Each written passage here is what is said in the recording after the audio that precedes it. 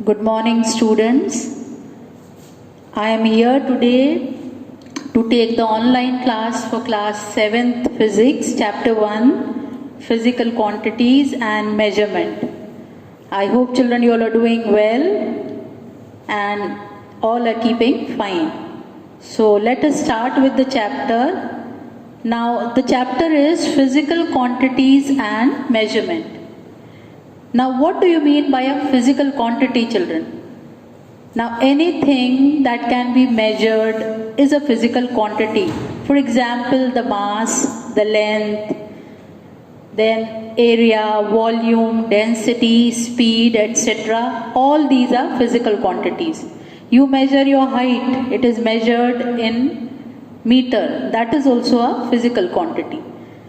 Now, in this chapter, we are going to study about some physical quantities like volume, area, density and relative density.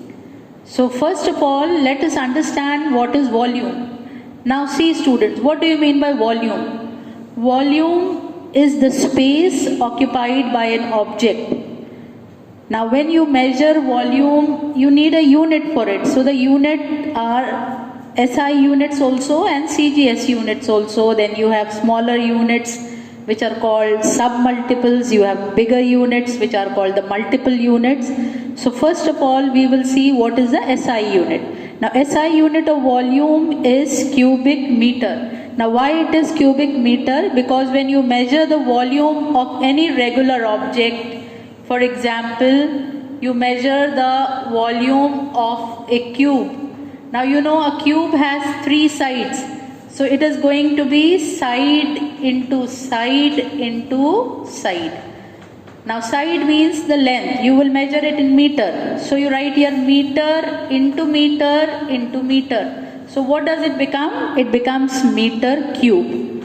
So this is also called cubic meter or meter cube. Now in the CGS unit, what is the unit for length? It is centimeter. So it will become centimeter cube or cubic centimeter. Now what is the relationship between the SI unit and the CGS unit of volume? Now as I told you just now that the SI unit is meter cube and the CGS unit is centimeter cube. So if I write 1 meter cube, it means it is 1 meter into 1 meter into 1 meter. So 1 meter cube is 1 meter into 1 meter into 1 meter. Now if you change this meter into centimeter, what does it become? It becomes 100 centimeter. So here we write 100 centimeter into 100 centimeter into 100 centimeter. So this becomes 10 to the power 6 centimeter cube. So this is the relationship between the CGS and the SI unit of volume.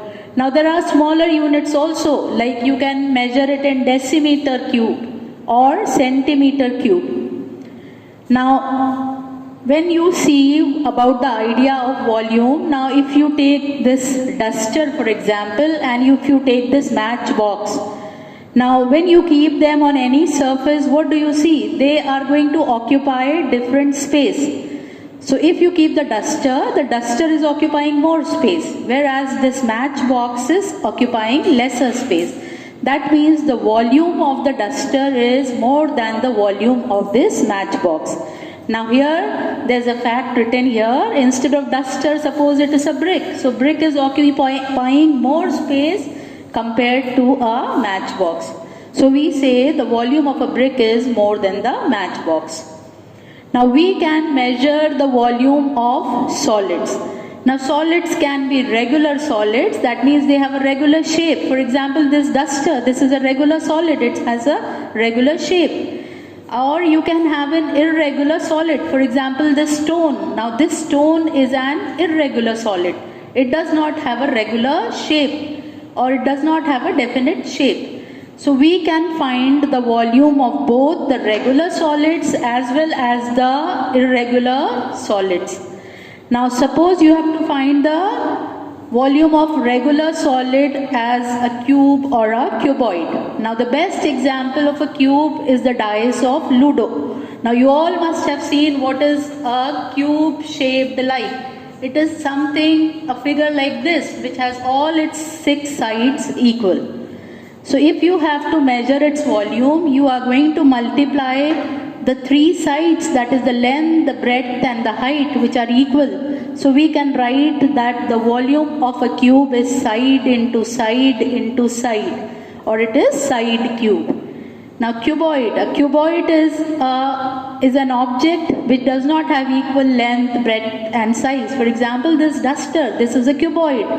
Now if you have to find its volume, you will multiply its length, breadth and height. So you write the volume of a cuboid is length into breadth into height, or we say it is LBH. Now a sphere, for example an orange or a ball. Now for them the volume is given by the formula 4 pi r cube by 3. So here this is 4 pi r cube by 3. R is the radius of the sphere and pi is equal to 22 upon 7. So this is about the volume of the regular solids. Now if you have to measure the volume of the irregular solids, for example this stone, this is irregular. Now you want to measure its volume. Now it does not have a definite length or breadth or height. So to find its volume, we use the water displacement method. So what we do is, we take a measuring flask and we fill water in it. Now when you are going to dip this stone into this beaker, the stone will occupy space inside this beaker, or we can say it is going to displace water. So when we have not dipped, we see what is the initial volume. For example, here it is 150 ml. Now when I am dipping this stone in this, the stone is occupying space and it is going to displace water. So the new volume that comes here is equal to 160. That means the water displaced is 10 ml. So what is the volume of this stone? It is equal to 10 centimeter cube.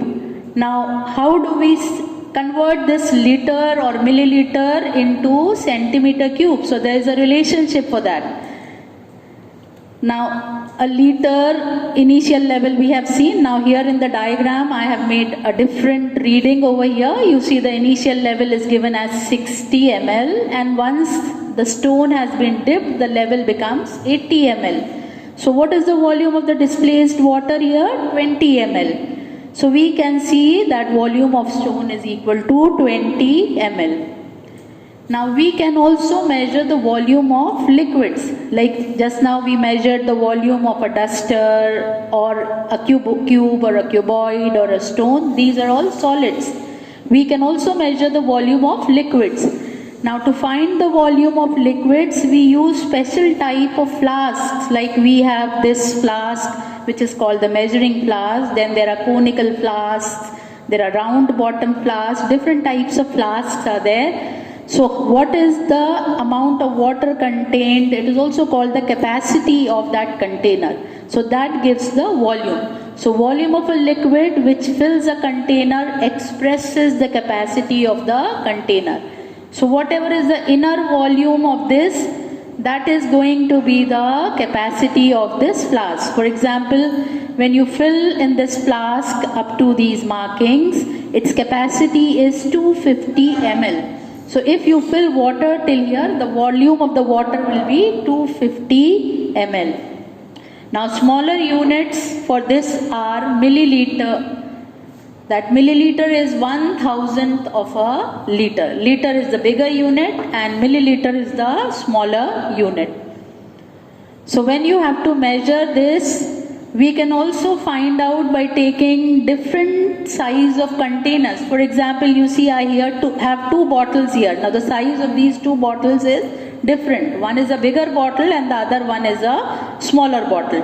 Now if we fill water or oil or any liquid, for example in this milk or something, So in the bigger bottle there will be more water, and in the smaller bottle there will be less water. So we say volume of the water in the bigger bottle is more than the volume of water in the smaller bottle. So what do we see? It depends on the size of the container. Bigger the size, more is the volume. Lesser the size, less is the volume. So we can see what is the relationship between the two units which are used for measuring the volume of liquids, the liter and milliliter.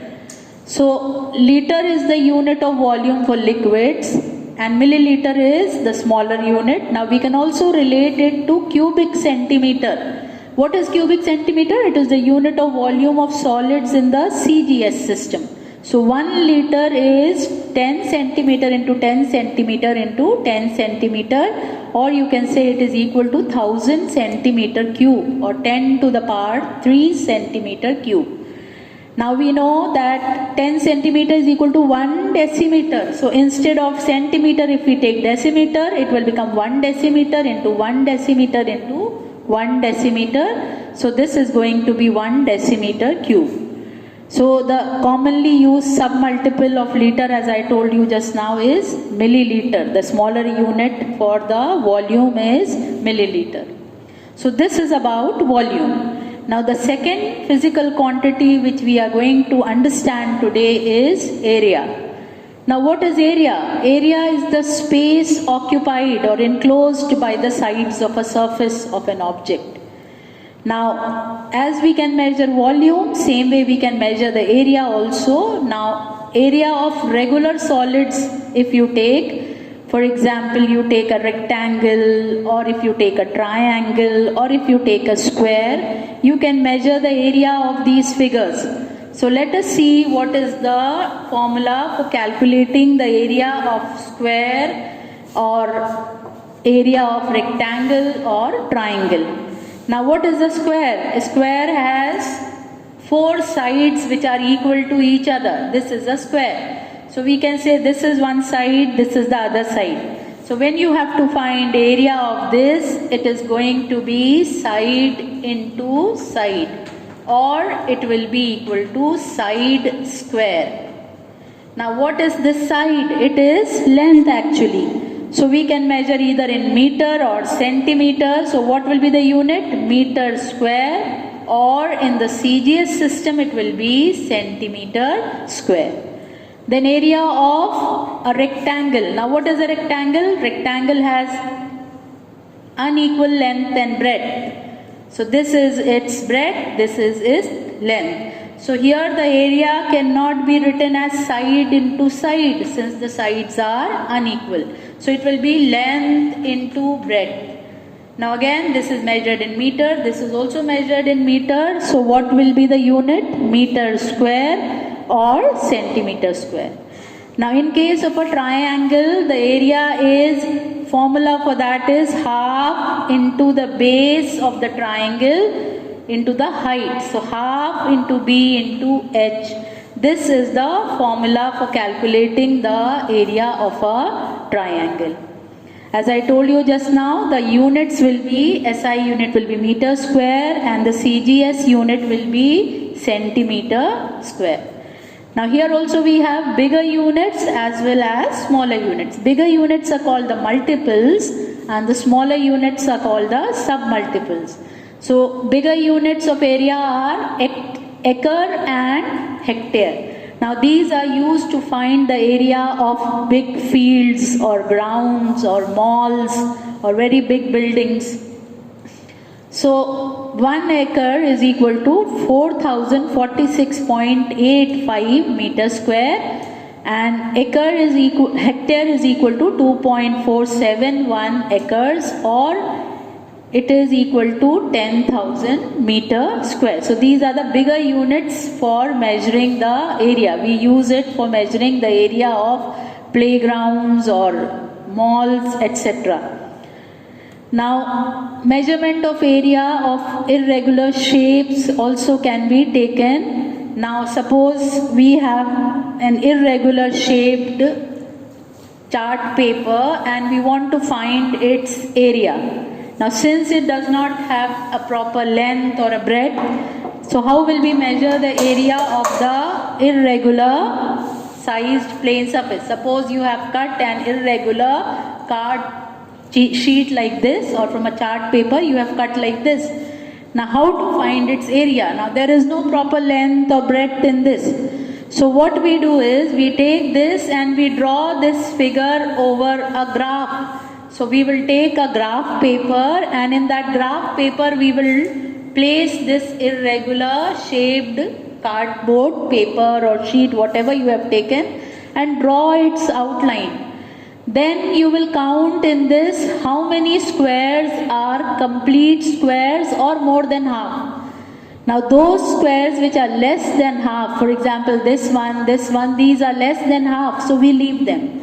Those which are full or more than half, we take those and then we count them. So here if you see in this figure, the number of squares which are completely within the outline, they are 34. You can count them. There are 34 full squares like this. Then the number of squares which are more than half, they are 13. Now we add them, this becomes 34 plus 13 equal to 47. So the area of this irregular card paper or card sheet is 47 centimeter square.